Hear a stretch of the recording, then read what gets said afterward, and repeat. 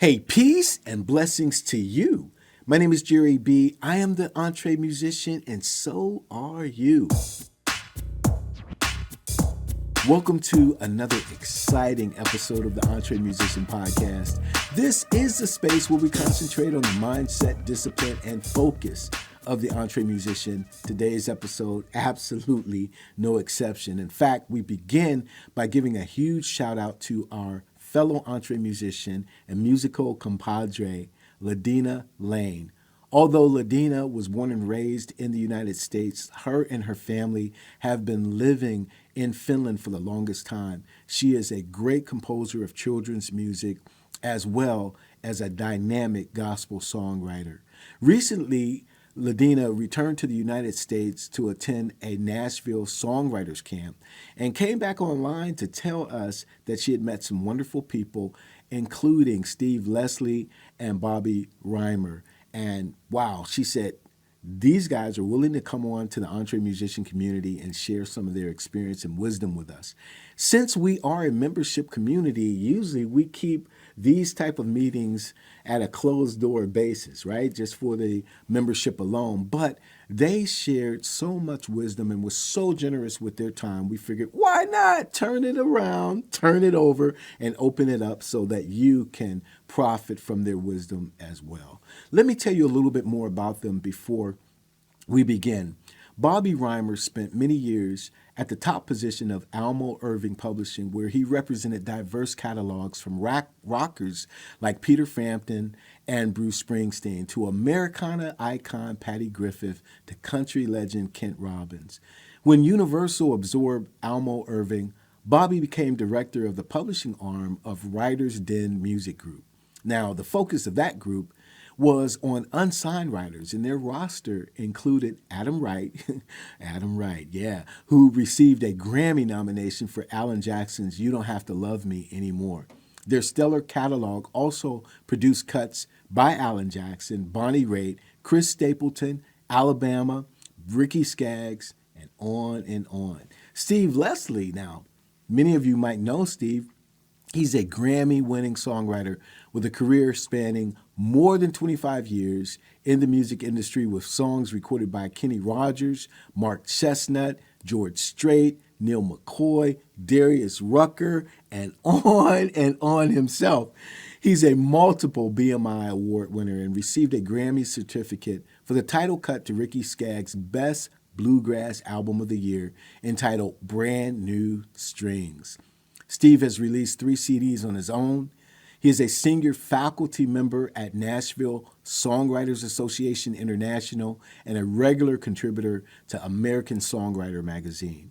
He has taught jazz history at Tallahassee Community College, songwriting at Middle Tennessee State University and Morehead State University, and was adjunct professor of songwriting at Belmont University, among other incredibly notable accomplishments. We hit the jackpot by having these two gentlemen on. They hit it out the park with just spewing pure platinum all across the room. And as I said, we could not take this information and keep it to ourselves. We had to share it with you. So without further ado, we're going to start that conversation. Get ready. It's going to be wonderful. Let's go. Hello, everybody. Welcome to the EntreMusician. This is the international call that we generally do on Saturday mornings, and we are grateful to have Bobby Rymer on with us. I'm telling you, this guy has done everything that should be done in the music industry and has done it right. Not only working with Almo-Irving Publishing, but Universal as well, and just has a list of names like Alan Jackson, Bonnie Raitt, Chris Stapleton, Rodney Crowe. I mean, Alabama. Come on, Ricky Skaggs. Okay. This is the type of conversation we're going to have this morning. So first of all, welcome, Bobby. How you doing, bro? Thank you. Wonderful. Wonderful. Every day's Christmas. It's all good. That's really, really cool, man. Before we go around the room, because I do want you to know who you're talking with. You're talking with some real killers here on the Entree Musician Call. But I guess the first question that I would ask you as we read off the list of names, brother, is how do we go and do the same thing? Is there a secret to accomplishing all that you have? You know what? That question gets asked a lot. I'm not aware of any secret. I don't know anyone else that's aware of any secret. I think it's just how bad do you want it kind of thing. It's I heard someone say one time, I've never met anybody that was successful in the music business that left. You've just got to stay and find your opportunities. That is so good. Absolutely excellent. Well, I don't want to waste any time, brother. We respect your time. I just want to go around the room so you know who you're dealing with. I know that we'll have some people who are jumping in a little late because of the time difference and whatnot. But let's just go ahead and go with ladies first. And you've met Ladina, so let's start Absolutely. with Ladina. Especially, we want to give her a special shout out because she's made all of this possible for this morning. Cheers. Hello, Bobby. Yeah, we met last summer at Andrea's thing in August. Right. Last year, and I write kids stuff and gospel, and I've been playing around a little bit of country now, because it's country is kind of close to gospel, so I don't know. I live in Finland, so that's the reason I didn't know about the time change. That's okay. And so sorry about that. And I don't know what else. I think that's my elevator pitch there. That's good. Very cool. Let's go over to Fort Wayne and say hello to Lisa. Lisa, please introduce yourself, dear heart. Hi, Bobby. I'm from Fort Wayne, Indiana, the home of Sweetwater Sound. I know you know about that. Yeah. I'm in a band with the owner, and we're called Sweetwater All Stars. I am in a Pink Floyd tribute band. We're called Pink Droid. I'm in a funk band called Fort Wayne Funk Orchestra. Wow. I'm also in a reggae band, a funk kind of reggae band. I'm the minister of music at my church. I have a trio. By the way, we're called Siren Soul Sisters. Jerry. Love it. Let's see what else. I wrote my first song with Jerry last year, and I've been an EntreMusician just under a year, and the things that has happened to me in under a year has been phenomenal.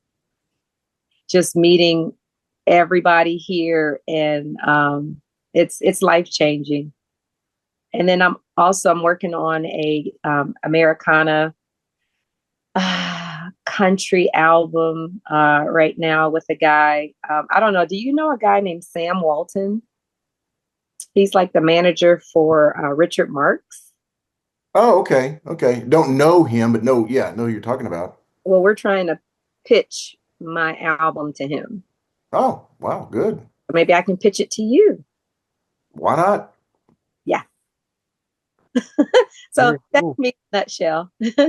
Oh, well, sounds like you've got a lot of irons in the fire, as they say. But I'm dedicated to all of them, and none of them's bringing me down. I'm very meticulous and good. Yeah. Good. Thank you. No burnout. No burnout. No, I promise. No burnout. And Linda is our dear songwriter from Canada. Hi, Bobby, and welcome. My name is Linda Rain, and I'm a singer-songwriter from Leamington, Ontario, Canada, just across the border from Detroit. Right. And I've been writing for about 30 years, and you could say that my music could be described as Americana with some Celtic influences I inherited while growing up in Nova Scotia, Canada. Wow. Nice combination. Excellent songwriter too, by the way. Very. Dennis from a part of Illinois that he doesn't necessarily tell us about, but great songwriter. Good morning, Bobby. Nice to morning. meet you. I'm a singer-songwriter. I'm just outside of Chicago, about 37 miles south of Chicago, and I've been writing lately gospel, but also interested in the world of sync, so just started to dip my toe into that a little bit. But interested in gospel, pop, R&B, and this group has grown me a lot, in the time I've joined them. So just anxious to hear everything you have to say. Great. Looking forward to it. Absolutely. We'll see if Nathaniel, are you close to your device, bro? Yes. Go for it, my friend. I am Nathaniel Rhodes. I call myself a conceptualist. I can start a project from just a conversation with an artist, go from visuals to the actual music. And I dream musical notes all the time. And thank you for coming on. That's like, I love that. I dream musical notes. I love that. Absolutely. And Daryl, I saved him for last. He actually helped me start the EntreMusician. Just a soul brother from 20 plus years, 30 plus years, I guess. So Daryl, say what's up, man. Morning, everybody. Yeah, we were from, for what's it, 2002, I think it was. Yeah. Yeah, my name is Daryl Looney. I primarily, I'm a violinist, keyboardist. I like to write funk, jazz, some reggaeton, Latin vibes, and that sort of thing. I'm heavily into educating people about registering song metadata, which is how you get your current and your, old unclaimed royalties and all of that from the now massive, like $1 billion that's laying there unclaimed every year. So that's me in a nutshell. Good. Good. Absolutely. Good. Absolutely. Yeah. And they're more, like I said, that there were some that will be clicking on. I guess I'll just start with the first question and then we can kind of have at it. But I'm always interested, Bobby, in we read resumes, we see accomplishments, but basically, can you start by telling us who you are? Not necessarily what you do or what you've done, but who you are in essence. Well, I am that same 14-year-old kid that used to work at a record store, for those of you that remember those days. But that was my first real job, and I don't think I ever cashed a check. I spent it on 8 tracks, cassettes, albums, guitars, drums, all that stuff, not having any idea where any of this would lead. There was just a burning desire for music.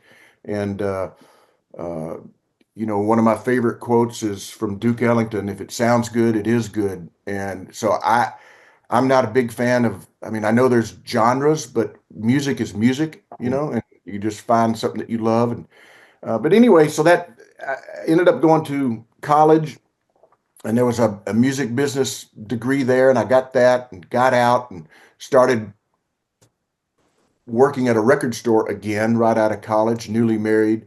And then a gentleman whose place I'd taken at that record store had gotten the gig, the mailroom gig at Capitol Records in Nashville. And about 9 months later, he called me and said, "Hey, I'm getting promoted out of the mailroom.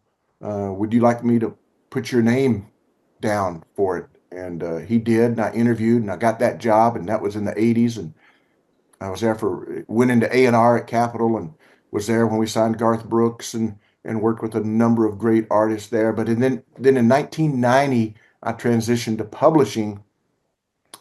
Um, and I really, all I knew at that point was I wanted to be in the music business. I was just, that's all I ate, slept, drank, music. But I really didn't know my pathway. I just knew I wanted to be in the business. But in 1990, when I went into the publishing world, I realized that there is no music business without the people that create the music. Yeah. That's the epicenter. That's the beginning of it all. And for me, the way I look at the music business is it's an upside down pyramid. And right there, the that upside down pyramid, right there, what everything is built off of are the songs, and they're created by the songwriters. And it was literally like a light bulb went off, and I just realized this is who I want to work with, what I want to do, where I want to be for the rest of my life. And it's just been literally every day I get up and I can't wait to do what I do. So that's it in a nutshell. I don't know anything else.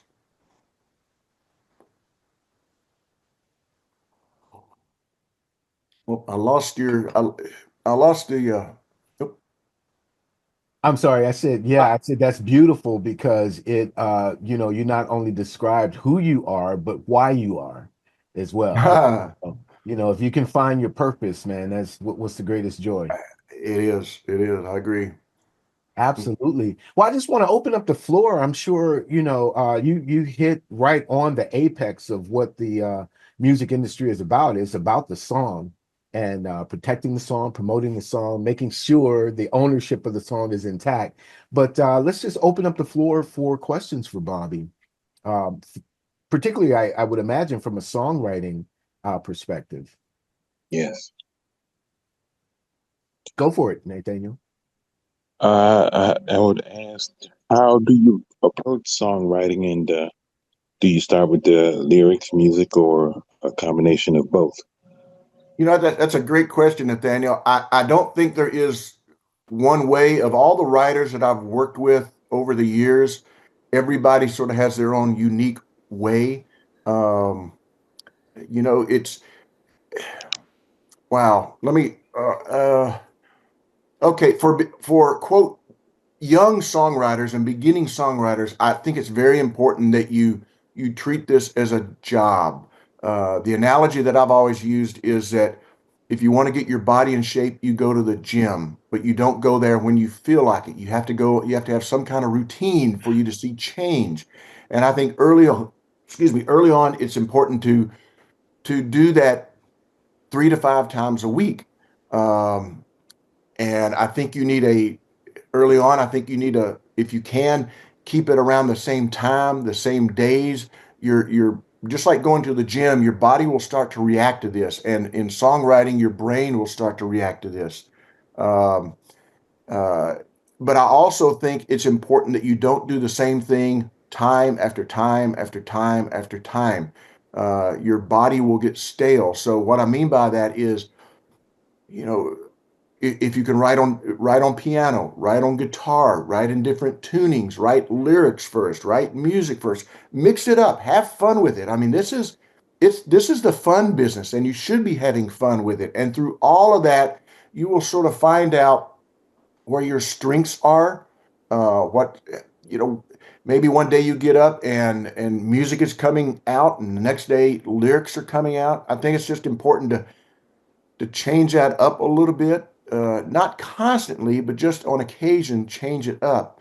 And I think it's also important that for all of you, that you can write a song by yourself as well as sit in a room with another writer and do that. So there is no one process. I just think it's fun to try it all. And I think you will surprise yourself sometimes with what you come up with and changing it up like that. Excellent. I hope that answered that. I thought that was an excellent answer. Anyone else? I have a question. Can you hear me? Yes. Okay, good. I've been approached by a few labels to work with them. However, what I've found, and it's really soured me, so to speak, is that the labels are expecting you to fund your own opportunity. And I've gotten pretty excited about these prospects a few times, only to be shot back down to earth very quickly once they start asking for like $2,000 a month or what have you. Is there any labels out there that you're aware of that actually invest in talent? Well, all of them that I know. I mean, I don't know what labels you're talking about, but I'm a huge fan of, you know, look, I think 95% of the people in this business are very good and upstanding and do the right thing. I think there's probably 5% um, that maybe don't do business the way we think of it, but amazingly that 5% get around quite a bit. But I would say this, Linda, trust your gut every time in these situations. If something feels funny, if something sounds funny, it's then it's not the right thing to do. But if somebody's interested in you, they're going to spend their time, they're going to spend their money. Yeah. That's the way I look at it.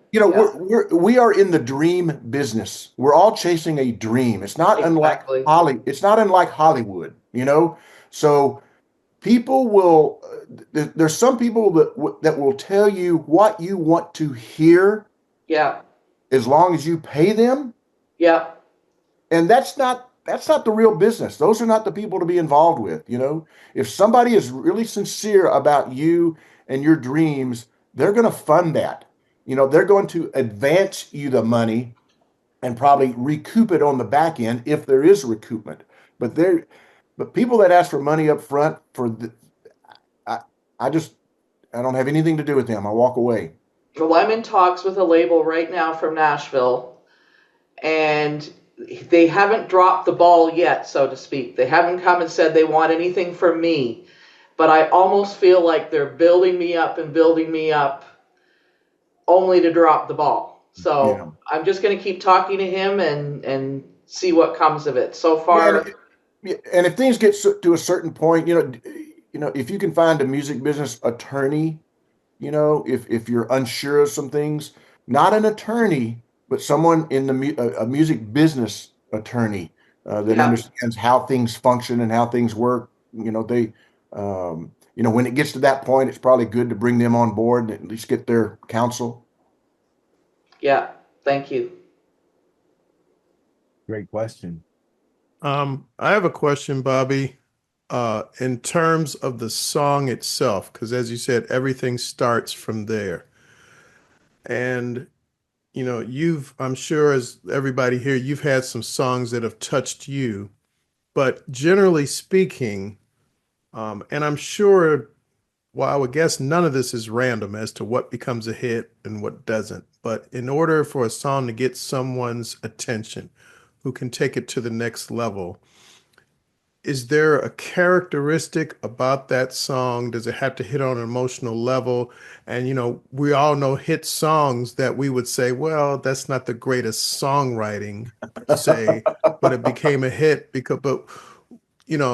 from this group, I know everybody here does really songs of substance, and I don't hear any fluff in anything anybody does on this forum, but what would be the element that you say it has to have regardless of genre or whatever?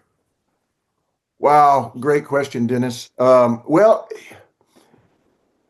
right, so let me back up. So this is the music business, not the music. I'll do whatever the hell I want and I hope it works. It is a business, just like any other business. And, so I would say that I'm going to answer this a couple of different ways. If your intent in whatever genre is to get a song on the radio, and the radio is still sort of the 800-pound gorilla, that's where the big money is still going to come in. Not what it was, but it's still the big money. We have to have something that has commercial viability to it. And so when people say, well, I'd love to get a song on the radio, what I'm actually hearing them say is, I'd like to get a song on commercial radio. So when I say that, the radio company is in the business to sell commercials. It's commercial radio. So they want something that's going to keep their listeners attracted so they don't change. So they don't want to give them anything too different, let's give them something that sounds familiar to what they've been listening to. Because if we give them something too different, they're going to change the channel. So there is somewhat of a pattern to that. We've got to get a short intro. We've got to get an interesting first line. We have to get to the chorus pretty quickly. We've got to get to the bridge within 2 minutes. I mean, there's a pattern, to that. It's sort of like get to the chorus, don't bore us. So there's that. And that is when the ear hears that, that's something that we're going, okay, we can maybe pitch that to these artists and these artists because it has commercial viability to it. I get that. Having said all that, for me personally, if I'm listening to a writer, I want to hear what I'm looking for. I want to hear the same idea that I've heard 1,000 times told from a slightly different angle with slightly different language, or that rare instance to where I hear an idea I've never heard before. When I hear that, my ears totally perk up and I want to explore that writer. I want to hear a lot more from that writer. That's me as that 14-year-old kid reacting. But once that 14-year-old kid reacts, at some point, I'm going to put on my publisher hat and start listening to it from the point of, okay, can we get these songs cut, recorded? Can we monetize this? I sort of have to listen with two ears, that 14-year-old kid and that business ear. And if I can match them up somehow, that's a very good sign. It's here again, it when you hear it kind of thing. But first and foremost, I want to hear something a little unique, a little different. I don't want to hear the same old because everybody else is writing that. When I go to a pitch meeting or I send songs out, what they are not looking for is what they already have. Because that artist they're going to write their life story or their life stories. They're going to be in the room writing that kind of stuff. So, and these days on a typical album that's got 12 songs on it, the artist has probably written 10 or 11 of those songs, written or co-written. So I've got to walk in that room or pitch that song that is something that they couldn't have done, something that's a little outside of what they're used to. And, a lot of times we strike out, but every once in a while you hit one over the fence.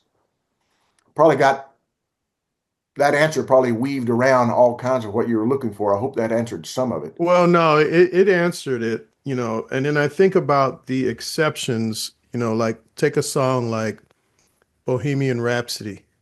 There's always exceptions. Which kind of broke every rule as far as, because I grew up listening to top 40. Yeah. And in that song, it's like, okay, it's way too long. It's, but I mean, it became a huge hit in spite of that. Yeah, I would caution all of you. There's always exceptions. There is, here again, in this business, we operate in a world of gray. It is not black. It is not white. It is not right. It is not wrong. I can love it. Someone else can hate it, and we're both right and we're both wrong. It's opinions. So, but I would say to you, be cautious of exceptions, because I want you to understand what works 90% of the time. Yes, there are those 10%ers, but if you concentrate on those 10%ers and not the 90%ers, you're going to miss the picture. Get in the game with those 90%ers. And then you can open the door to those exceptions. Got it. Thanks. Absolutely excellent. And we want to welcome on Steve Leslie, who walked in the side door as Bobby was talking. Welcome. Hey, Steve. Hey. How are you? Bobby.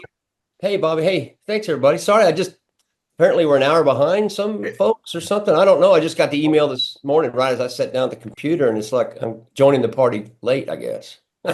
It's all good. It's all good. We've made introductions to everyone, but Bobby has been really hitting it out of the park with answering a lot of the questions that our community has. But we really do want to thank you. We respect your time and honor it, and thank Sure. Ladina for setting this all up and making it possible. So what we do is, Steve, get in where you fit in. If Bobby has said something, if he said something that sparked or you want to elaborate on, we have tons of questions to go. So you want to just pick it up and just for those here in the gallery who don't know you, just tell us a little bit about not what you've done. We've got your resume, my friend, but who you are.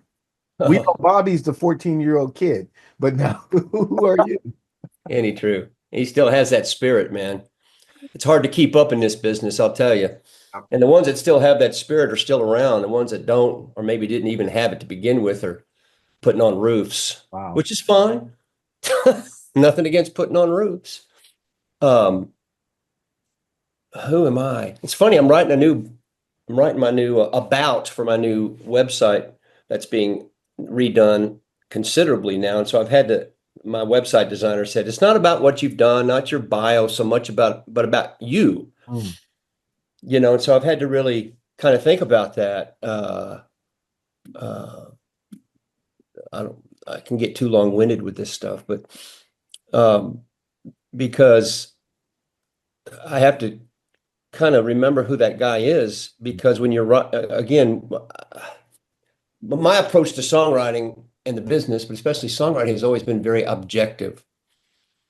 It's not about me. It's not about how I'm feeling. It's not about if I fell in love or fell out of love, and let's write that. We all did that when we were 15, and Yeats said, everybody's a poet when they're 14. If you're a poet, if you're writing poetry when you're 30, you probably might be a poet. So when I first got bit by the Nashville craft bug back in 1990 and realized how wonderful and how incredible the songwriting was coming out of Nashville, I learned to kind of change my direction on writing about me and how I'm feeling, and the more the singer-songwriter thing that I was sort of headed down, and more objectively, like, write the title. How can we solve this song rather than how can we write it?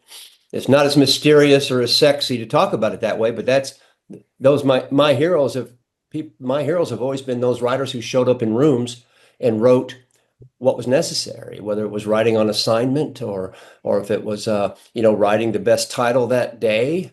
It wasn't about me. It wasn't about what I was going through, or I didn't have a bunch of fans who cared about what I was going through and believed every word I spoke or every word I sang. So my heroes were the American songbook composers and the Brill Building people. I mean, I grew up knowing who they were.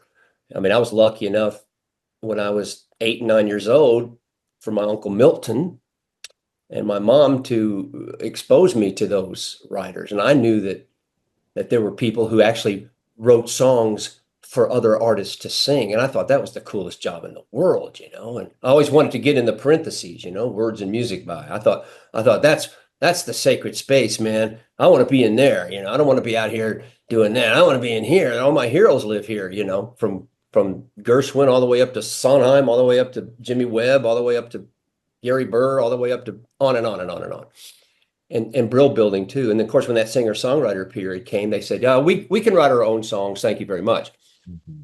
And whoever was young enough and motivated enough, they all went out to the California and wrote for the Hollywood scene, But Nashville never quit doing that, although they were mostly solo writers at that time, from Christopherson to Billy Ed Wheeler, a bunch of them. But eventually it made sense to co-write. That's another story, but it's always wanted to be in that lineage, and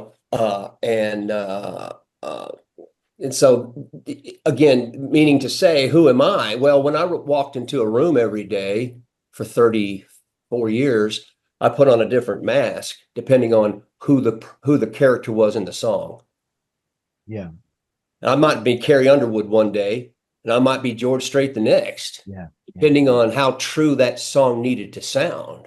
And so you put on these different personas to even body language. You got to be an actor really to be a good songwriter. And my co-writers were the same way. We even body language and the way we would speak would be, true to that particular character we were hoping to write for. Yeah. And at some point it might slip in there and say, this is kind of a George Strait kind of thing. Then all of a sudden now your limitations are limited too, which is great. Now you have, well, he wouldn't sing this high, or would he say that? And not to say it was only going to be pitched to George, but other people would say, you could pitch that as well. If it was for George Strait, it could be for a lot of country singers. Yeah. Because you're really shooting for a high mark there. So that's the long answer to say that. So who am I? Well, I'm different from day to day, depending on who that character, who I'm casting. Really, I'm casting these songs, and that's a wonderful thing. So, in the short answer would be, I'm a guy who grew up with the American Songbook, Brill Building, always wanted to be in the parentheses.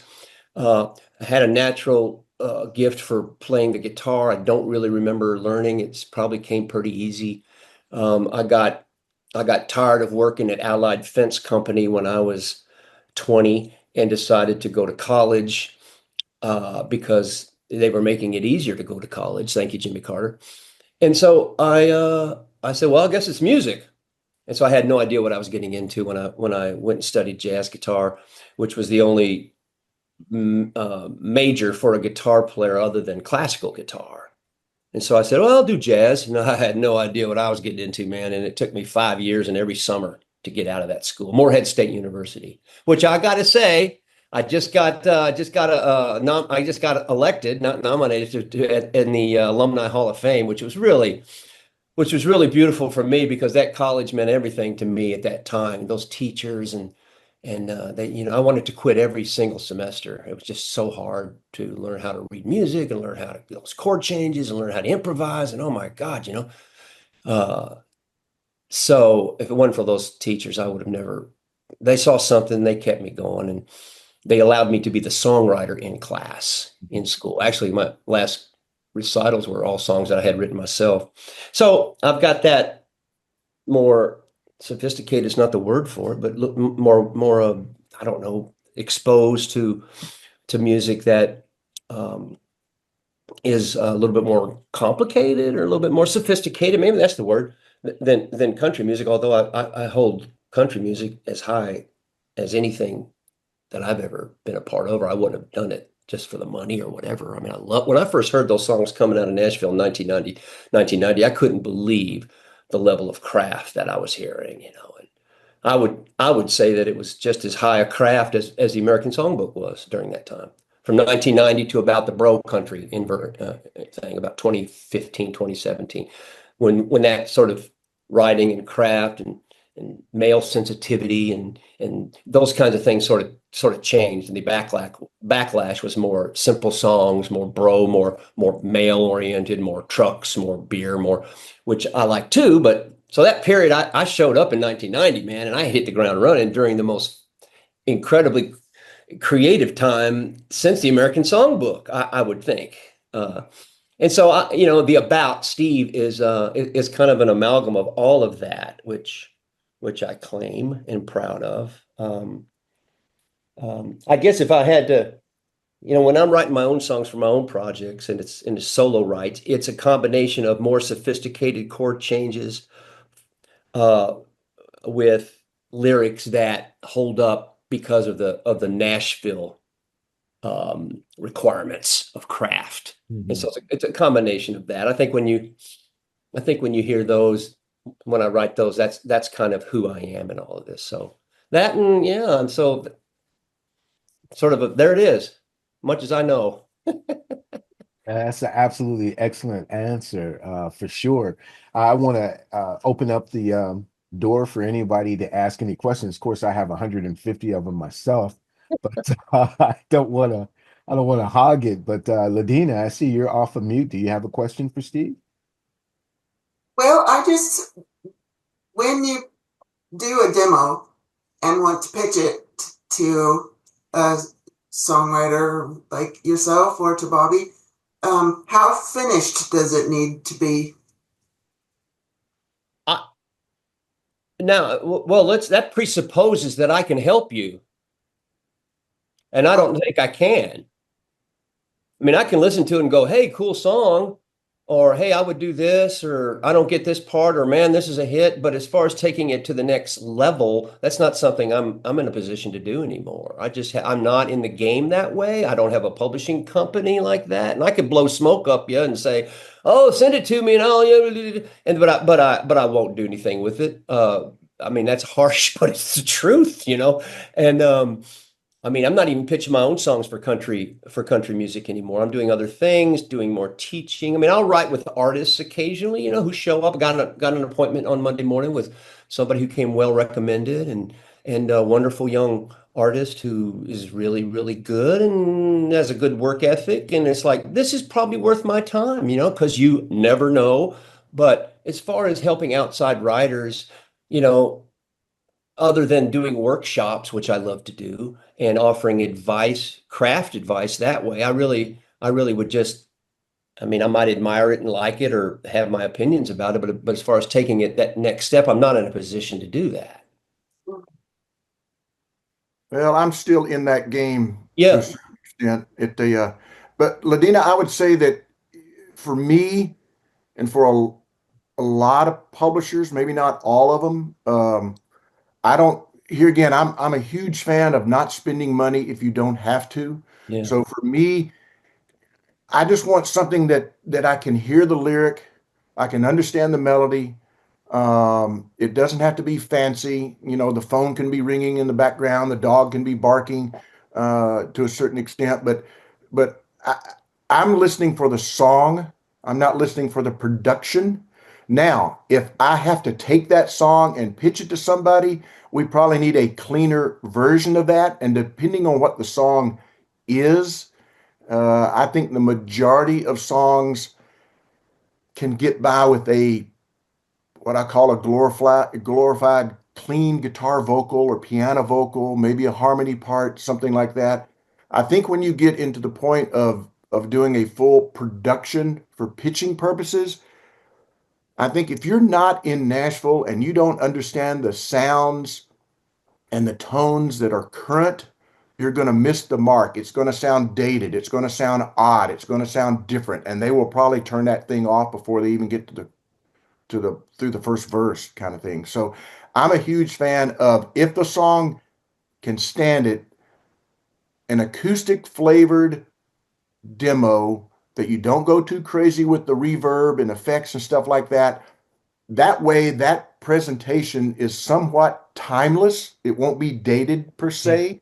We can pitch it today. We can pitch it 5 years from now, maybe even 10 years from now, and it won't be dated.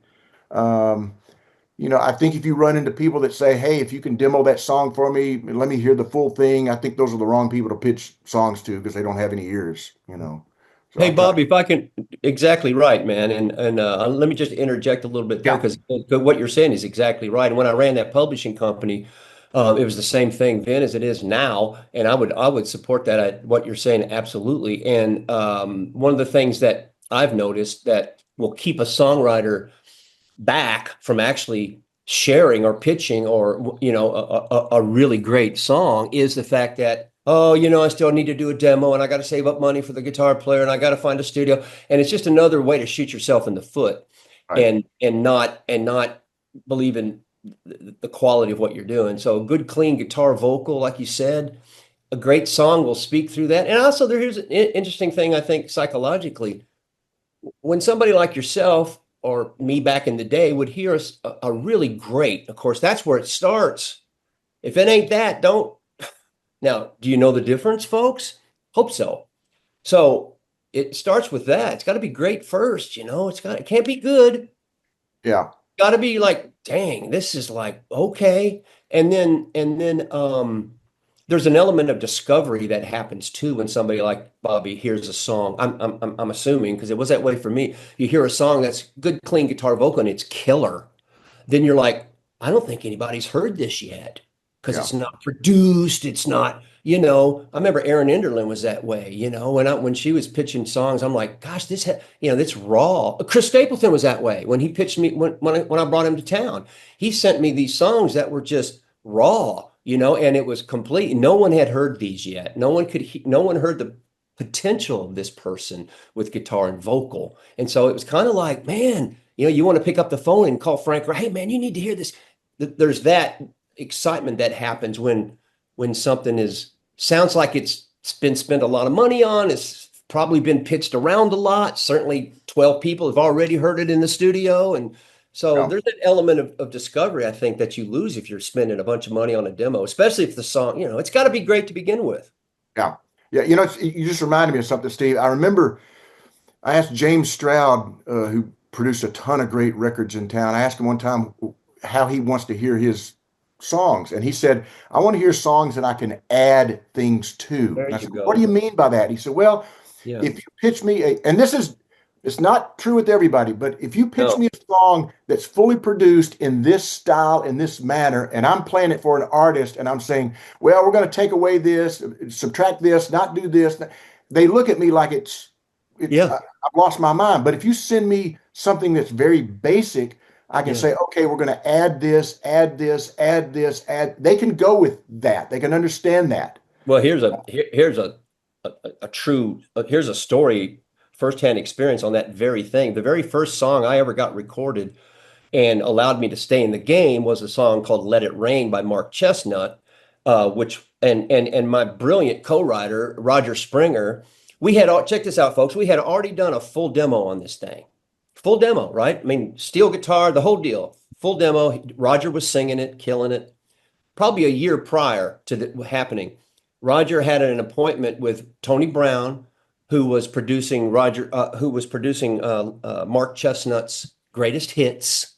Him and Mark Wright, and Roger knew that he had a meeting with Tony Brown, and he came to me and he said, "Hey man, we need to do a guitar vocal of Let It Rain." And I said, "Well, we already got a full demo on it, right?" He goes, "I know, but trust me, we need to get just a clean guitar vocal." So we went in, I played guitar, Roger sang. He went in there to that meeting, and after the meeting was over, he came to me and he said, "Well, here's what happened." He said, "I've played him 4 or 5 full demos," and Tony's like, "Yeah, I like that one. I'd like to put that on hold. That's pretty cool. You got anything else?" And Roger's, "Well, and he just understated. He goes, "Well, I got this, but it's just a guitar vocal." He goes, "Well, let me hear it, Roger. We got time." He goes, "Well, it's I don't even know if it's done yet. Again, it's just a guitar vocal, so I don't know." And Tony's like, "Come on, we got time, play it." So he put in the cassette and played it. And Roger told me the whole time Tony's got his eyes closed doing this.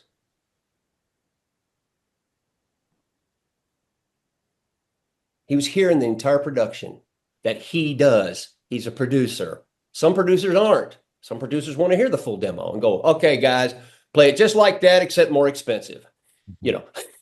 But Tony's in there just closing his eyes and moving his hands around. And when the song was over, Roger said Tony picked up a baseball hat on his desk and threw it across the room. And he said, "That's the first single on the greatest hits." And because Roger knew that Tony wanted to hear demos that were open enough for him to be a producer on. Yeah. Wow. So again, it's important for maybe you or maybe certainly your publisher like Bobby or somebody to know that, okay, this person will hear guitar vocals. This producer over here or this manager or this needs to hear full demo. So this song is great. It's worth doing a full demo and a guitar vocal on. So let's make it easy for people to say yes. But that was a huge lesson for me and the genius of Springer to know that. Wow. How's that for an answer, Ladina? Yeah, that was real good. I've got 2 that I'm working on that I think are good. That they're not professional enough to where you could release them. And besides, I think one of them's written for a man and the other one. And so I just wondered how we could pitch. And the guy that is producing them, he's not a real good singer either. So we're going, oh, how can we do this? So, but thanks. Yeah. That was absolutely excellent. The ping pong that you guys were doing, the beautiful answer. Linda had a question, and then we'll go to Daryl. Well, you've answered one of my questions already, and you told me exactly what I wanted to hear because I'm an acoustic guitar player, and write my music on my guitar. So if I can pitch demos that are just raw, I've got a DAW that I can record them and send them out. My other question was, I thought you were going to say I've got a dog who can no, bark a in the DAW. who A can DAW. bark in the background as needed. I do have a dog that can bark in the background. That's the percussion. My other question was, I spent probably a good part of last week and the week before sending out produced music to record companies all over North America and Europe. And I actually tailored each email to every record company. So I spent a good amount of time doing that. And I put in my emails that not only was I pitching my music, but I was prepared to pitch it to other artists as well. So what more can I do if I have music that I want other artists to hear? I know that's a really big ask. But how do you get your music in front of the right people? Other than doing what I do. Okay, let me rain on your parade here just a little bit. Okay. It's like, yeah. Those emails are probably not even getting looked at. I'll be honest. I mean, it's just, people in this industry are, number one, they're very busy, and they typically won't listen to anything that is not recommended to them either through other writer, other artists, business attorneys, people in the business, stuff like that. They're not going to go there. I tell writers all the time, if you want to get noticed, write better songs. Co-write better songs with people. Most labels have a crew of people these days that are scouring the internet. If you will notice, in most of, at least what I see in Music Row magazine, I'll see, here's a new writer that's being signed, here's a new artist being signed. They'll have the photo, all the staff, and then very shortly after that, they will say they have X amount of followers, they have so many streams, they have so much. They have built it up to a certain level to where these publishers or labels can come in and they don't have to develop anything. They don't have to do the work. They just sort of get on board with this thing that's already happening. So as far as them looking for somebody that they've never heard of, never been recommended, that's probably not going to get paid attention to. If you're in Nashville and you're out playing and somebody hears your song or a co-writer plays a song for their publisher and they like, wow, who do you write that with? That's a better chance of getting noticed than just sending stuff out. I'll just be honest with you. It's pretty much a waste of time. I remember when if I can interject, but I remember when that kind of all changed. It was probably, I don't know, maybe let's say 96 or something. I don't know. But folks used to come by the publishing company when I was writing for EMI and drop off tapes, and occasionally Frank Rogers, who was production guy over there, would listen to them occasionally, and when lawsuits started to happen, when copyright infringement became an issue, then everybody said, we can't do this because if Linda Rain pitched a song to EMI Publishing and it was Frank played it and I heard it in the next room and subliminally stole the title accidentally and part of the melody accidentally, and then 4 weeks later I write the song and Linda hears it on the radio. She go, wait a minute, I sent that package to blah blah blah blah blah, and he da da da, and what happens is you settle out of court. It's a pain in the butt. And so everybody just shut it down. They said no unsolicited material, mostly for the reasons you said as well, but also for copyright infringement. Right. Okay. It's again, I would find there's so many resources now, so many resources for finding talent, man. If I was trying to get some cuts And I do it a little differently because I'm in Music City. Like last night, I was actually at Rudy's Jazz Club with women of jazz night, and this one girl was singing a song that I had written, and so that was a cool moment to hear that kind of song, my type of writing like that in a jazz club. And so, now I got calls this morning from the two other girls who were with her. Hey man, I'd love to hear more of your songs. So heck, maybe I'll get some songs on a couple jazz records who maybe Diana Krall might hear. Again, you'd never know. So you start where you're at, you start where you're at and look around and see if there's artists in your hometown, see if there's, and they're one click away from YouTube or something. Hey, I just heard your video. I'm a serious songwriter. I would love to pitch you some songs because I think you're awesome. Or we could maybe write on Zoom. I'd love that. Start local. And man, you just never know where that. And again, like Bobby said, the labels are looking at those people. And if they fall in love with this one young artist and say, hey, we need to bring you to Nashville. I want to take you to dinner. And that artist is bringing a bag full of songs with your name on it too. Yeah. If you can, people want to get cuts by Carrie Underwood and Blake Shelton. I'm like, find the Carrie Underwood and the Blake Shelton that aren't there yet. Find those young ones and get involved in them. So as they rise, and like Steve said, your songs or your name is on those songs. You gotta start your own team. Yeah. Great idea. Those folks already have their co-writers. They already have people that they've, been to parties with and known each other for 25 or 30 years. They got their folks. So you got to start your own team. And that's exciting now, more exciting. You don't have to necessarily move to a music center with the talent that could be around you, and certainly within on your computer screen. You can find those people. Yeah. Well, thanks, guys. That was valuable information. Thank you. Valuable. Absolutely. Daryl, you have a question, my friend. Yeah. Thanks, Bobby, Steve, and thanks everybody for showing up this morning to do this informative session. This is truly kick butt.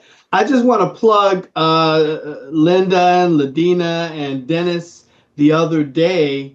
When they did the EntreMusician session on that Saturday where you guys did the songwriting session, I think that everybody in the EntreMusician Mastermind Network needs to check that out, because that's a perfect example of what these guys are talking about. Getting together and collaborating and writing some awesome stuff. What you guys wrote was like gold, And so next step is going to be Linda, get that down with the guitar and the vocals, or Dennis, however you guys present it. And, when you network, you shop that around. You know what I mean? I mean, it's not about calling a label and saying, hey, here's my song. And then all of a sudden, boom, everything blows up. You want to build something that you control first. There you go. And you learn the ins and outs of the business, so that when it is your turn, and your turn is coming, and when it's your turn, then you're going on your terms. Okay, not what they tell you to do. Because that never turns out well. We all hear the horror stories, and all of that. And that's that's what I want to use to segue into what I like to talk about, which is probably not very sexy or is certainly quite boring, but it's the administrative side. Okay, and my question to you guys, or my request to you guys is, could you elaborate a little bit on how important it is to have your catalog registered in all the databases so that the people who write the checks know who you are? Am I making sense with my question? I've got a really quick answer because Bobby will have a longer, more informed one. But the reason you would have, if you're by yourself and you don't have a publisher, a major publisher who is doing the administration for you, right? You don't have to worry about that stuff. That they're checking all the boxes. They're making sure you get paid. I've been in and out of publishing deals for a long time, and when I do my own publishing, I never got paid. I just never got paid on songs that I owned, and I couldn't figure out why until I got an administrator who knows these people. and can pick up the phone and go, Carol, how come you haven't paid us for Steve Leslie's last quarter? Well, get on it, will you? Okay, well, yeah, we need that money. So, take it from the bottom of the pile and put it at the top of the pile, and let's get paid, okay? Say hey to your husband. I'll see you in church on Sunday. It was like personal relationships, man. You'll get paid because this person knows that person. Pay us. Because if you don't, they probably won't ever pay you. It's too much hassle to pay. It's a lot of work for pennies, that what they're used to. And so getting with a administrator or administrative company and be the squeaky wheel when needed, you'll get paid. But without that relationship, I don't think, I just think it's easy for them never to pay you. Yeah. Bobby? Well, just to interject quickly, the average starting out novice musician is not going to have those connections. Exactly. Exactly. Yeah. Well, let me go back to something that you said, Daryl. You don't need to register the songs that have not been recorded. There's no sense in that. There's nothing to collect. Only songs that have been that are out there earning income. You can't collect what you're unaware of. So if you're not affiliated with the PRO, I would start there. I would register with the MLC to collect streaming money. If you're an artist, I would register with Sound Exchange. But for me, I do have an administrator. Administration used to be somewhat simple if we go back to the 90s, but nowadays there are so many income streams. I'm pretty much clueless. That's why I have these people that go out there and find those pennies, micro pennies that are coming in to collect from all those streams. But I would, if you're all by yourself, I would educate myself, but I would definitely, be with a PRO, make them aware of songs that have been cut, Sound Exchange and the MLC. I would start with those entities there. And then here again, it's, everything you want to know is at your fingertips, on this computer. You can educate yourself there a little bit. And as things start to grow, people will come on board, and a lot of admin companies won't take you on unless there's a certain level of income coming in. But at this point, you can start at least collecting some of those pennies with those entities. That was going to be my question. I was going to ask, even as Steve was talking, what are the pros and cons of self-publishing? And I think Steve, hit it with respect to having someone who has a relationship and is the squeaky wheel for you. However, as you're just starting out, I think the first step, I'm just surmising that the first step is to at least begin a publishing company of your own so that you can begin the process of administrating the song that you have out there. But from, the macro point of view, since you're in it, Bobby, what are pros and cons? Are there some pros to self-publishing, or is it all just move your catalog to trying to sign with a major publisher? Self-publishing, okay, I think it's great if you understand. There's the creative side of publishing, which is pretty much my world, and there's the business side, which is the admin side. And like I said, there are so many income streams. I can't keep up with that. I don't want to devote so much of my time to that when I could be being more creative. But when you self-publish, you own all of the pie, so to speak. You own 100% of the pie. For me, it's worth giving up 10% of that pie for someone to collect on my behalf when they might be collecting things that I would be missing. So it's worth that for me. It's things that I don't have to worry about. I just make them aware of songs that are being recorded and cut and placed and all that stuff. But as far as a publisher, I tell, as far as getting a publishing deal, I always ask writers, why do you want a publishing deal? Well, I want to draw. Well, that's the wrong reason. The reason you want a publishing deal is you want a partner. You want someone that believes in you. You want someone that's going to work you and your songs. You want someone that's going to help you maybe set up co-writes. You want someone that can pitch songs. You want someone that can open doors that you don't have access to. You want someone that is maybe has different ideas for your songs than you do. But most importantly, is you want someone that's going to take your pie, which is maybe this size, and potentially grow it to this size. Now they're going to take a slice of that pie, but that pie is hopefully going to be much bigger, and we're all going to participate. For me, any kind of deal in the music business only works if each party can help the other. It cannot be a one-way street. It's got to be a two-way street.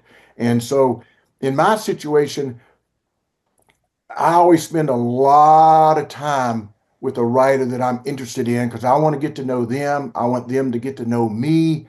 And we come to sort of a conclusion. It's like, hey, I think we can help each other here. Let's do this. I think here's something I can interject that maybe just like one step beyond that. If your goal is to be signed by a major publisher, which has so many advantages,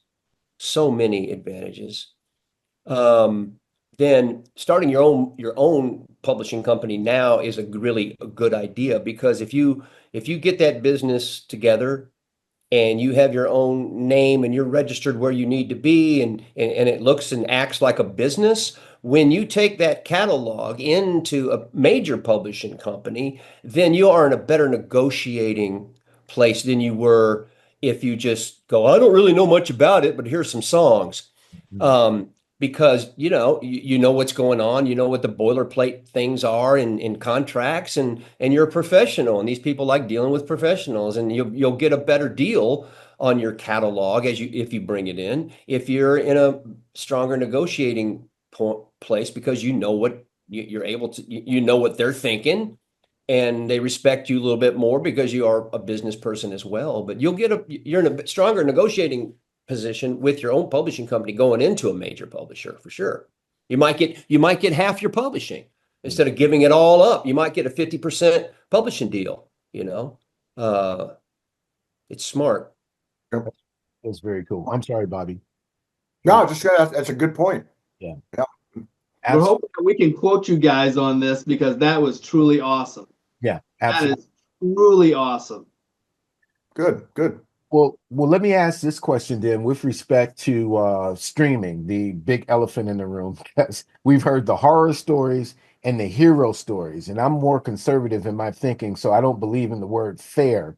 Okay, so that word to me doesn't exist, especially as a songwriter. It's going to be what it is. But from your perspective, again, from the macro view, what is your perspective on the streaming monster that is whatever?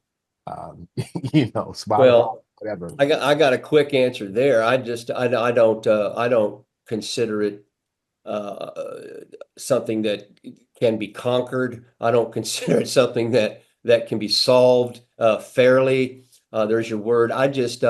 It's not. I don't depend on it. I don't. I've cut my own records, and when I get 5 new listeners a month, I'm like, okay, cool. I'm not out there trying to learn the algorithm for it to blah, blah, blah, blah, blah, blah, blah. And should younger writers who are more born into this world be more savvy with that? Okay, maybe. But, I'm just, if anything, and I'm not doing a lot of it now, but if anything, I'm shooting for that target. I'm shooting for country radio. Because until that goes away, which there are rumblings, there are rumblings in the distance that may be a thing of the past as well. And if that goes away, we're done, folks. We are done down here. We'll have our grandkids go, you mean people used to get paid for writing songs for other people in country music? Wow, that's crazy. But I'm shooting for that small target for country radio singles, because that's where the money, and of course, me and 9,000 other people are shooting for that target too. But to me, that's a better choice, better average, better odds than hoping that I'll blow up on streaming. or my artists that I'm writing with will, or of course it's unfair and it's crazy and it's, it's so minimal. It's not even worth considering as part of what you're after in my sort of lazy Yeah. opinion. Yeah. But Steve, I don't think you were on yet, but I told people, remember the upside down, I think of the business as an upside down pyramid, Yeah. at the very bottom, what everything is built off of are the songs and the songwriters. I was saying that one time and somebody pointed out, oh yeah, that's the way the money flows too. By the time it gets down here, there's just Yeah. nothing left, Yeah. So that's streaming in a nutshell. Look, it's out. You're not going to put it back in the box per se. Streaming is here. I don't understand it. It was explained to me one time how it works, and it was just my eyes were rolling. It seems to change all the time. There is money out there. It's not what you would think it would be. You get 1 billion streams, you think, oh, I can go buy a house. Well, no, you can go buy a nice meal maybe, but that's it, But yeah, and that's why a lot of artists are out there touring so much. They got to supplement that income. But I mean, we can talk about this and try to decipher this, and we'll probably end up in a funk. I would say to all of you, there's not a damn thing we can do about it. It's out there. We can talk to our congressmen and congresspeople and try to make changes and stuff. But I would just say concentrate on what you can control. Yeah. And you will keep your sanity. And what you can control is to try to write the best song that you can write today. And that sort of keeps me in the lane of staying clean and sober, so to speak. Let me give you one quick illustration that sums it all up. You ready? That sums it all up. Streaming, artist relations, publishing, middle class songwriters making a living. You can quit your day job because now you're a professional writer. Let me just sum it all up. Steve Bogart, who used to be the president of NSAI, went to this is about, I don't know, maybe 10 years, maybe 8 years ago. I don't remember. And it's not changed at all, but he went to one of those, being an NSAI representative, he went to Congress, actually had a meeting with a senator who was on this committee to, look at streaming revenue and help the songwriter, and there was a number of senators in there, I guess, and there was a few people from Nashville playing songs and talking to these senators about there is a middle class songwriter world. We pay our mortgage, we raise our kids on songwriting royalties that we get paid from other sources from writers. It all begins with a song, all that stuff, and they're all shaking their head like, oh well, it makes sense. He said, but then after, and this sums it all up. He said, but then after. They're walking out, and this senator from somewhere pulled him aside and said, hey, Steve, let me ask you, man. He said, my daughter just got married, and they had a wedding. We had a wedding band, and they charged me $5,000. They ripped me off, didn't they? Yeah. And Bogart's like, a wedding band? Well, now, how long did they play? Oh, that was up there 3-4 hours, Well, gosh, how many were there? Oh, they had about 6 or 7 of them. They had a horn section. They were doing it right, man. And he goes, well, sounds like you got a pretty good deal, honestly. 5,000. I mean, that's a premium gig right there. I think you got out pretty well. And he goes, here you go. He goes, but don't they love what they do? Wow. Yeah, I mean, Bogart said it all made sense. Yeah, they don't.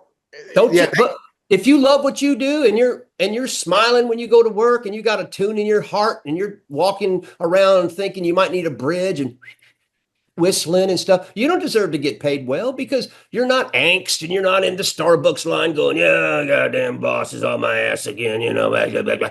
And, that guy needs to get paid good in this country because, it's hard and he's kind of pissed off all the time. But if you're just like creative and wow, then it's like, huh? Do they deserve to get paid? Look how happy they are. He said it blew his mind, and it makes sense. I agree. You know what? I had a conversation early on about 7 years ago with respect to beginning the EntreMusician and beginning these podcasts and whatnot. And I said, it's interesting the words that we as musicians use. We'll Yes. say we're playing music, we have a gig, we won't say we have a performance, or we're composing music. The words sometimes let the culture say, well, yeah, they love it. This is enjoyment, this is relaxation, this is something else, but it's not business. You know what I mean? You know what? You are, and people will not like me for saying this sometimes, and they haven't, but, and I don't always prove it myself, but the songwriter, at least, the stereotypical songwriter, at least in Nashville, got his hat on backwards. He's drinking too many beers.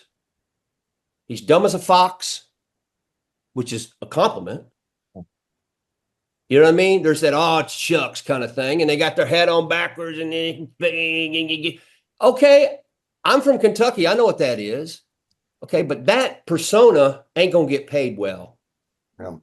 The guys I wanted to be like growing up was Jimmy Webb and Henry Mancini and on and on, who showed up on Johnny Carson. Right. And they were dressed nice and they were intelligent and they talked about the craft and they went over and played a song they were just going to release for Barbra Streisand. And those guys were like, not to say businessmen, but they were too, but they just had a certain persona about them that kind of was like, man, that's valuable.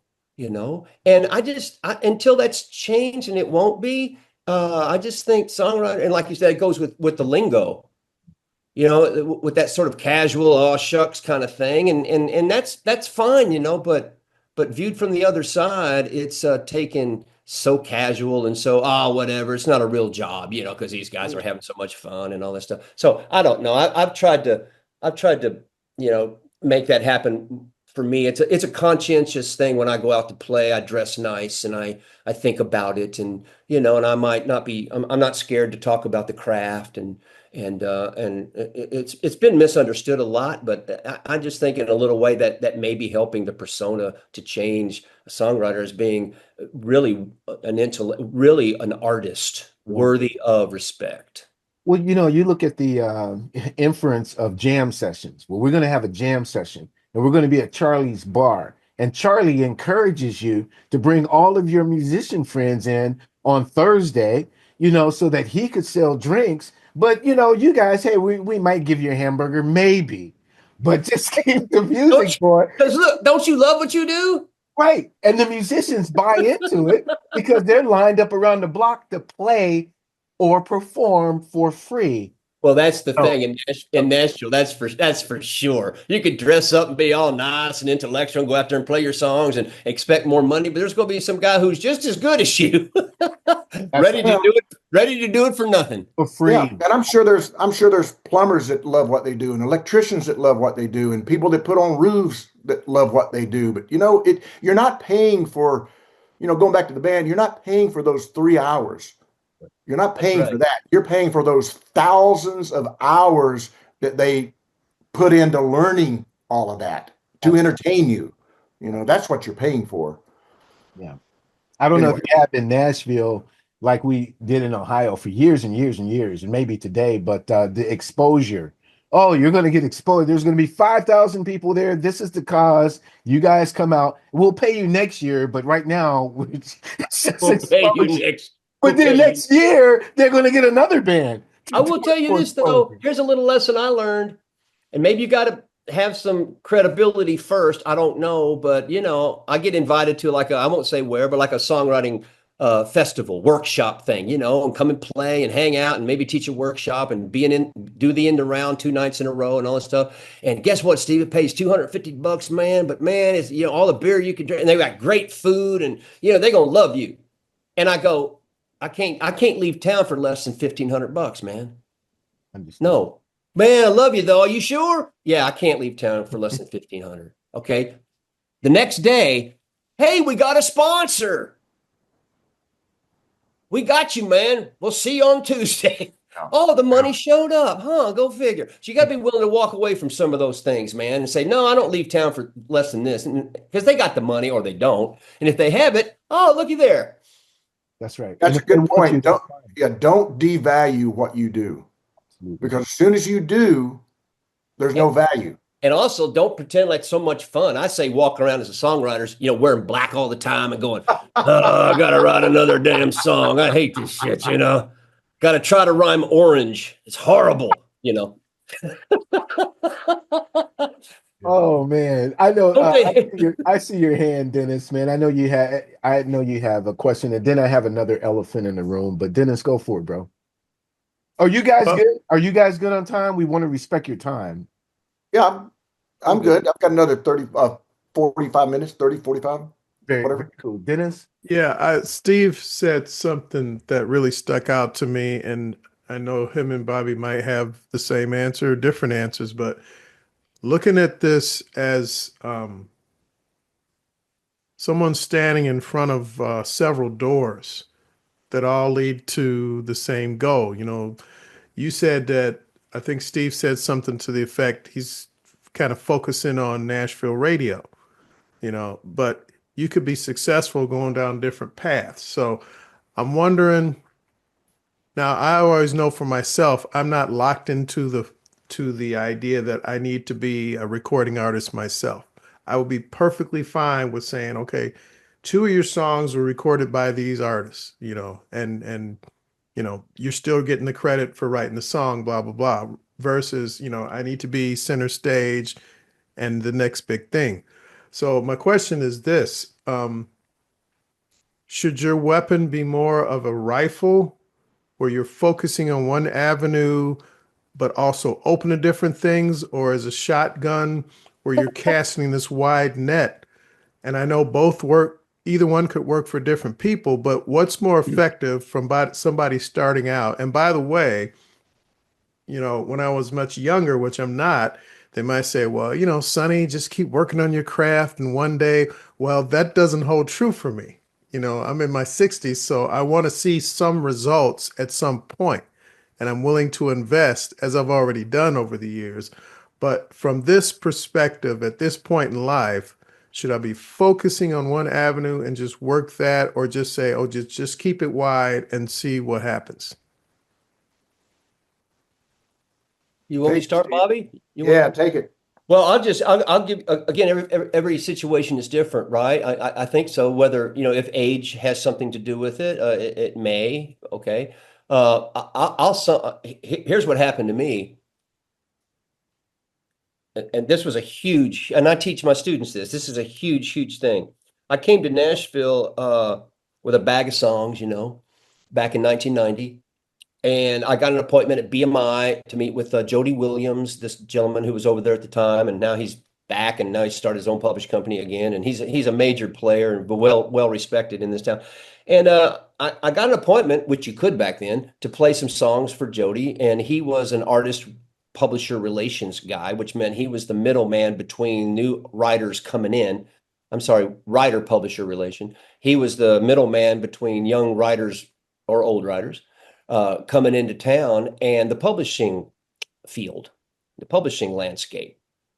And he could direct, he could tell you to go back to Kansas in a nice way, or he could, help you perhaps.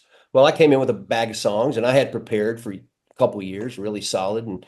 And he goes, man, are these you? Yeah. Is that you playing? Yeah. Did you write these by yourself? Yeah. He goes, well, man, these are really, really good. What do you want to do? And I was all over the place.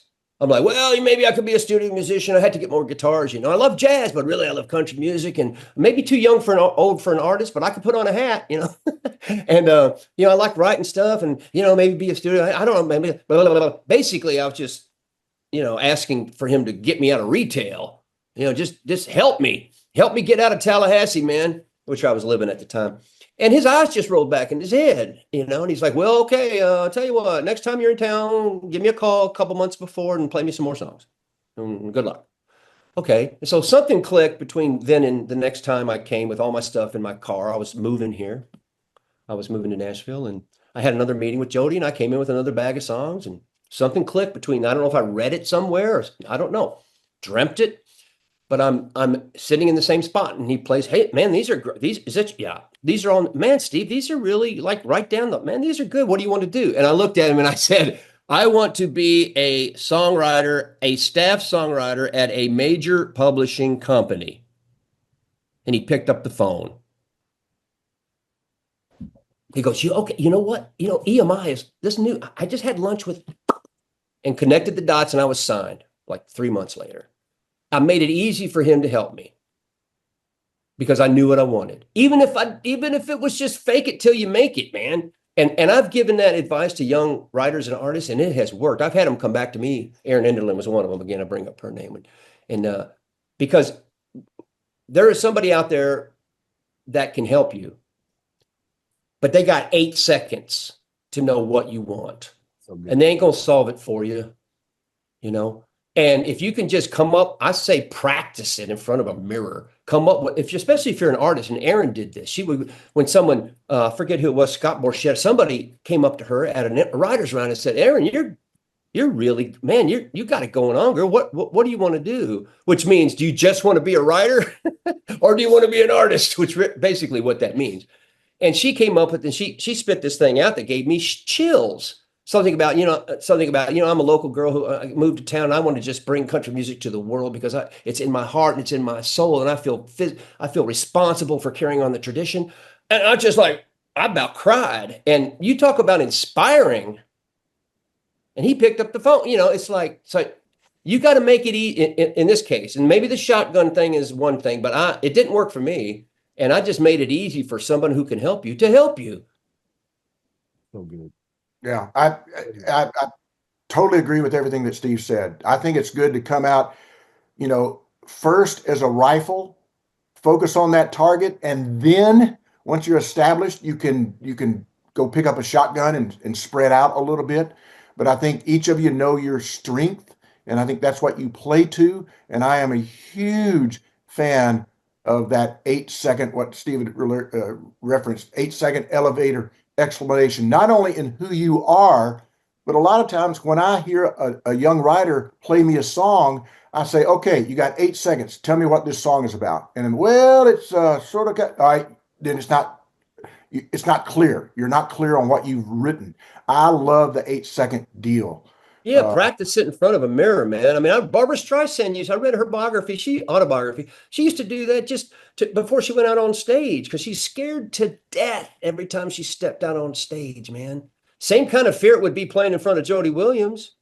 Yeah. But you got that secret sauce. You say, well, here's what I want to do, and practice it, and if it's authentic, which it hopefully would be, it comes off that way, and it inspires someone to want to help you. They go figure this out. Yeah. Hey, let me just add something that Dennis said that real quickly. And so Dennis, you were talking about, and all of you talking about, Steve and I are Nashville based, and we're always looking for that great radio single for Nashville and stuff. But you guys can do something that we do all the time, is that it is the music business. It's not the Nashville music business. So, when we're looking for songs, you want to pitch a song to Carrie, you want to pitch a song to Blake. Well, guess what? People are recording music all around the world. So you guys can do the exact same thing that I do. I can get on that little computer and go, okay, Australian record labels. Wow, who's on those record labels? What do they sound like? Oh, wow, there's the contact information. Yeah. European, Canada, all around the world, you can find these places to send songs. Yeah. And it's amazing. People from, it's so rare that they get a song from the States or from Nashville that a lot of times they'll open up that door, if you're cool about it. You don't want to pitch them 30 songs. Hey, I was researching your label, saw this artist. I think I've got a song that would work for him or her. Can I get your permission to send this one song? Be very short, succinct, one song. I don't care where I get a song cut. Also, absolutely, Bob. Absolutely, Bob. And also, don't be that person that says, "Give up my publishing." Well, hell no, I ain't giving. This business is so nasty. Bye, and just hang up on them. It's like, you got to know, wait a minute. Okay, this person can help me. Okay, they want all my publishing. Okay, what if you now, but you're smarter than that. You go, I tell you what, I'll give you half the publishing. And they're like, oh, this person knows you can do that. That's like a boiler. That's something you do in the music. Oh, okay, half publishing sounds good. Yeah, and I'd like you to pay for the demo. I'll pay for half the demo. Okay, let's do business. Know those things going in, you know, and that whole thing about, oh, I ain't giving up all my, okay, bye. That's so good. That people who do that, writers who do that, feel that that's the best song they'll ever write. That's so This is the greatest song I've ever written. This is the one song I've had it critiqued 90,000 times. It's you know, this is the one. No, it's not. It's one. It's one to the next one. It's like, you know, it's like Hemingway said, you have to kill your babies. Man, that's so good.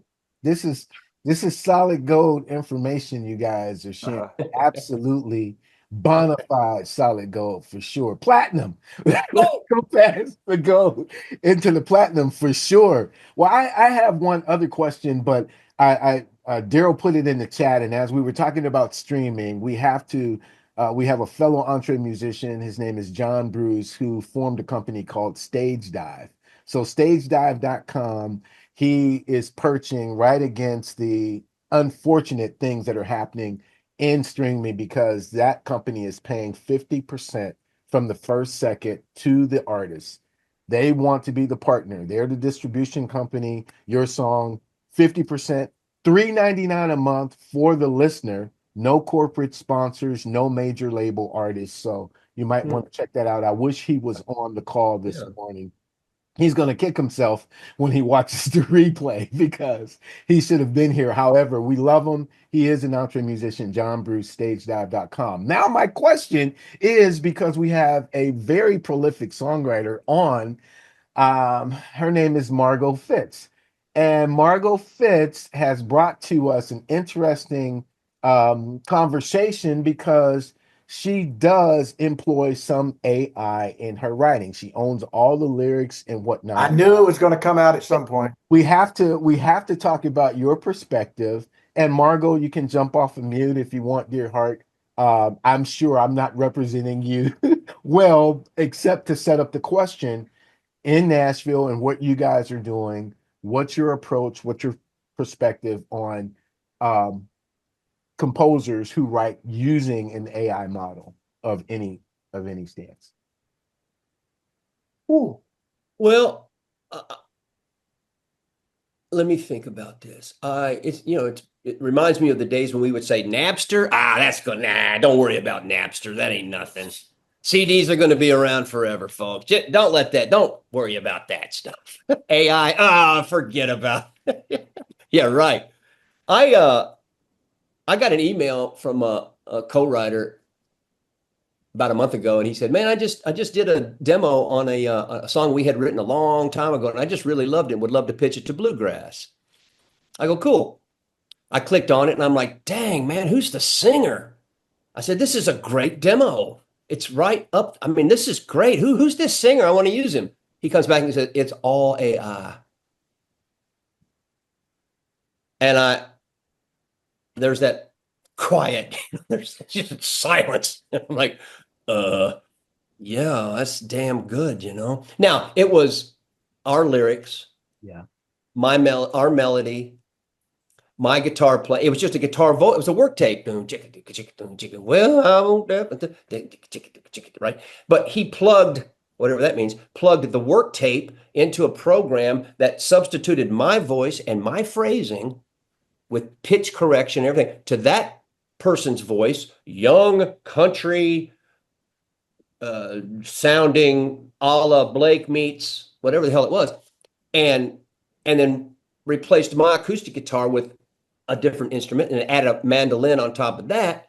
And I was like, now, it didn't write the song for us. That was the melody. It was our melody. Those were the lyrics. But the demo was, why do it any other way, folks? And he came back and he said, yeah, I can't believe it. It didn't take me long at all. And it's saving me all kinds of demo money.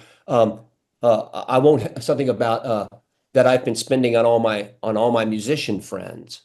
And I came back and said, buddy, you don't have any more musician friends. And he went, well, maybe not.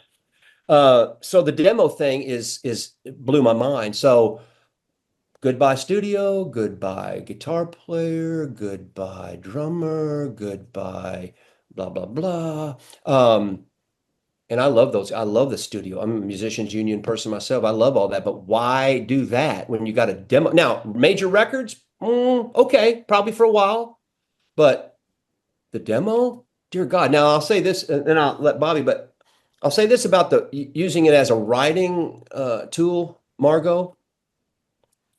I'm an educator too, and I teach songwriting, I teach humanities, and I teach liberal arts, and I love that. And so what you're missing, the most important thing about writing a song or painting a picture or sculpting or whatever is the process that's involved in creating. It goes beyond any sort of commercial ideas or intentions, anything like that. It's the process that you're doing when you have an instrument and you're using your own words and you're coming up with your own melodies and stuff. That process that informs you to be a better human being is something that songwriting has always done, and you're shooting for a higher thing there. And that process, if you're just plugging it in, if you're just plugging it into a program and waiting for a result 5 seconds later. Same way with writing an essay, same way with writing a short story, whatever that is. There it is, done. No, it's the process of all those things that you're using creatively is what you're missing. And that's a real shame because that's where the value is for me. Yeah. AI is a tool and it can be used or it can be misused. I had the same experience that Steve had. I had a writer, they did a little work tape and it was, just a work tape. And then they plugged it into AI and instead of a male vocal, put a female vocal on, did a bluegrassy kind of version of it. And it was incredible. It sounded funny. We almost want to say, and it was good. No, it's like it was incredible. It still sounded a little funny to the ear. I'm like, is this AI? And they said, yeah, it is. I said, okay, average consumer probably won't pick up on it. And AI, wait a month. AI's going to get better, But I thought, okay, that from a publisher point of view, I can say here again, you can say, well, we can do a bluegrass version, we can do an R&B version. You can play around with it and see what these songs maybe would sound like done in different ways and stuff. From a songwriting point of view, I won't touch an AI written song with a 10-foot pole. And I know there's a lot of label people and publishers that feel the same way because there's a lot of legal copyright issues involved in that have not been cleared yet. I'm not a big fan of taking the human element out of songwriting. I think if a writer says, hey, I wrote this song with AI, I'm like, well, then you didn't write the song. I want a human element in the songwriting. What about with respect to the lyrics, though? I think what Jerry is neglecting, and that's not his problem.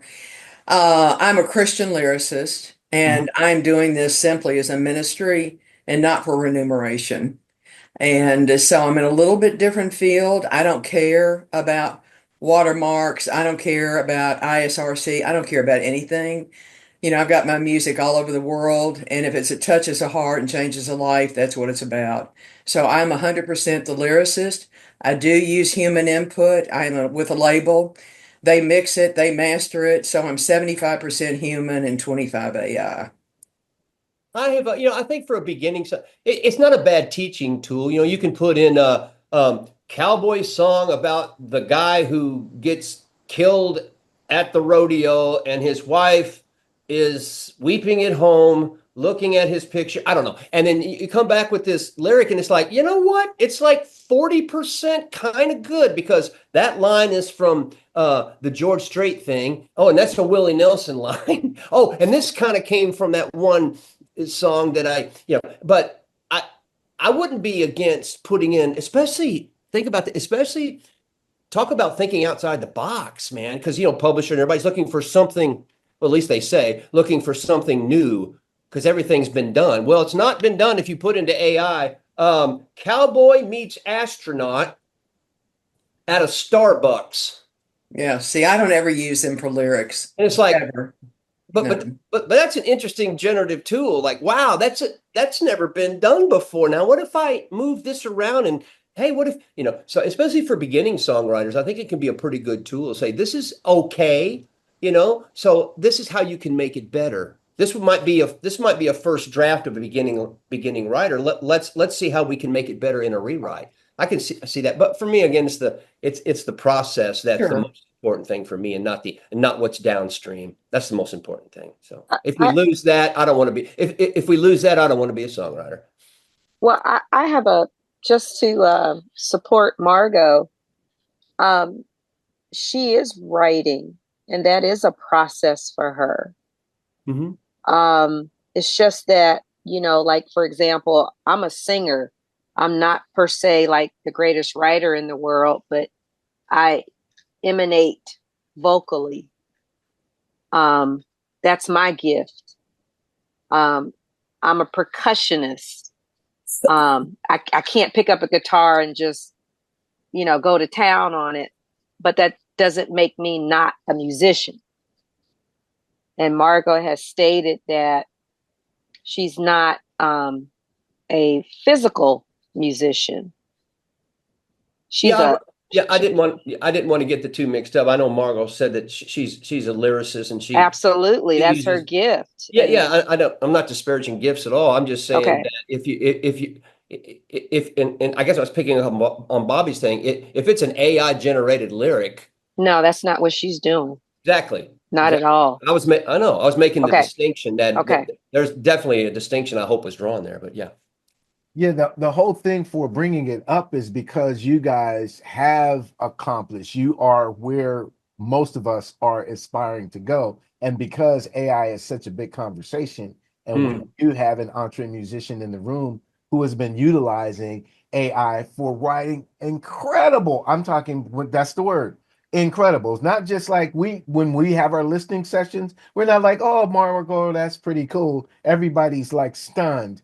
But we know that the impetus has come from her heart and from her soul. But I wanted to know the two, and I think you both gave two, not just polar opposite perspectives, but to say what the industry has been saying, hey, we're not going to touch this with a 10-foot pole. And they're just saying, well, there might be some dynamic to it because wait a month and wait a month after that and a month after that. And how incorporate, in my studio, I utilize isotope music production tools. Most of those are AI based for mixing and mastering, to help what my ears and what the sound of my room may not be able to emulate. So that's AI. But with respect to what's happening on the songwriting composer end, I really needed to know your perspective. We couldn't just say goodbye and not talk about AI. We just couldn't do it. No, AI is here. And it's going to change, and everything that we say today, like you said, 6 months from now, the answer might be different. 12 months from now, the answer might. It's like Napster, it's like Pro Tools, it's technology. Things adapt, things change, they don't stay the same.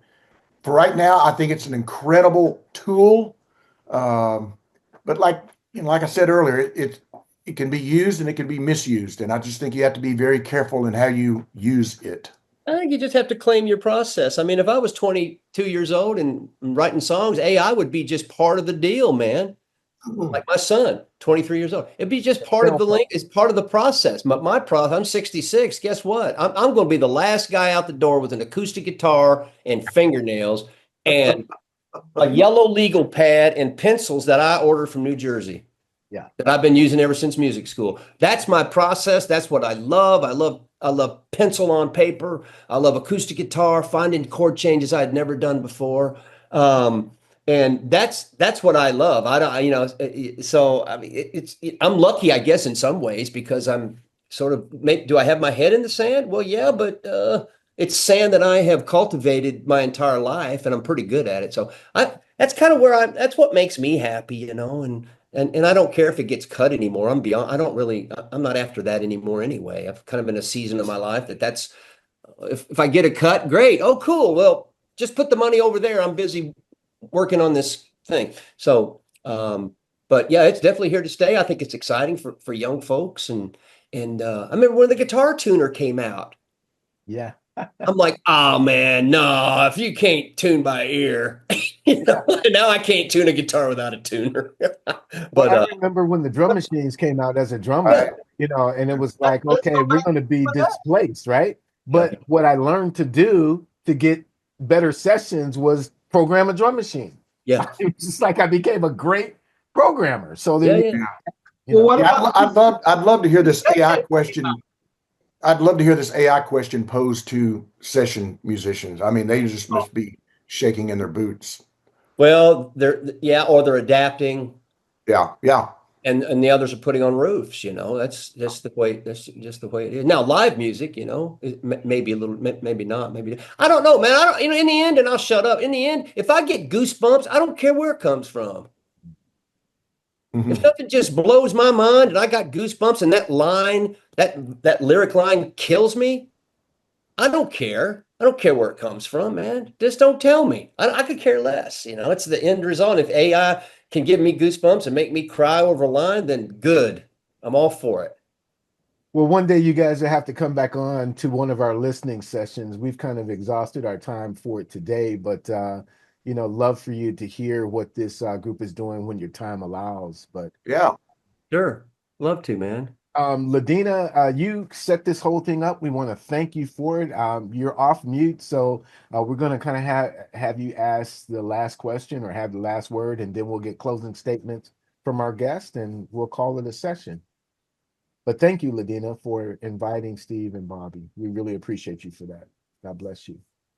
Well, I kind of wonder because when I was in Nashville, I went to the Musicians Hall of Fame, and to see those little pieces of paper, napkins of where lyrics and music was written, you're wondering what the next generation of museums. There's nothing going to be put in a museum if it's.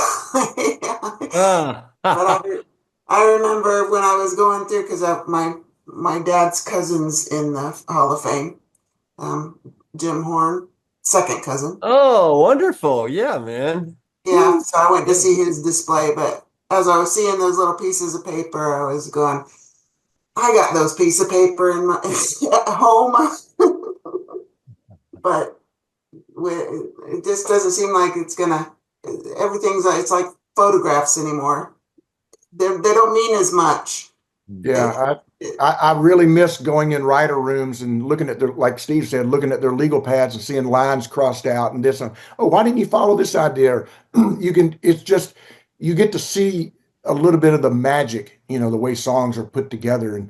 And I don't think there's that same thing in a laptop, necessarily. Yeah. Will you guys have any last words for us? Any important things that you think we should know?